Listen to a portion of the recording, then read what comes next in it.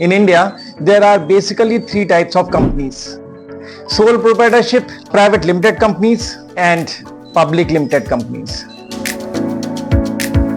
Sole proprietorship are the companies which are run by one single person. So single person running the business, there are no partners. That's what the sole proprietorship is all about. Then comes private limited companies. These private limited companies are initially started by at least minimum 2 people. It can go up to 200 partners, but minimum 2 people are required to start a private limited company. And third category is public limited company. For public limited company, you require at least 7 people. Minimum 7 people can start a public limited company. There are 2 registering authorities in India. One is centralized registering authority called CRC, and the other one is regional registering authority for the companies called registrar of the company, ROC. When you incorporate a company, whether you incorporate a public limited company or a private limited company, there are 3 ways in which you can limit the liabilities of those who are stakeholders in the company or who participated to form the company.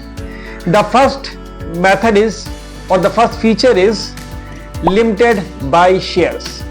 Now in this case, there is a share capital, and shares are allotted to the founders who are starting the company, and their liability to the company is limited by the amount of share or the equity which they are holding.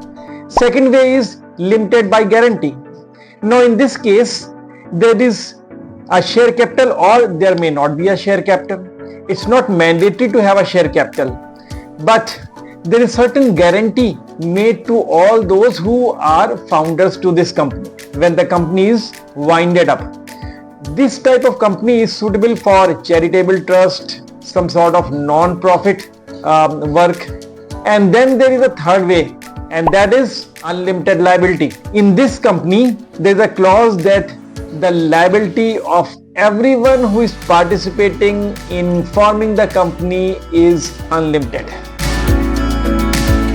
Memorandum of association of a company is just like a constitution of a company. The way we have constitution for a country, in a similar fashion, this constitution, memorandum of association for company, tells us the name of the company, the registrar with which it is registered, the objective with which this company has been formed, the liabilities of the people who contributed and are stakeholders in this particular company, the capital, share capital, and the initial capital with which this company has been started, and various other details.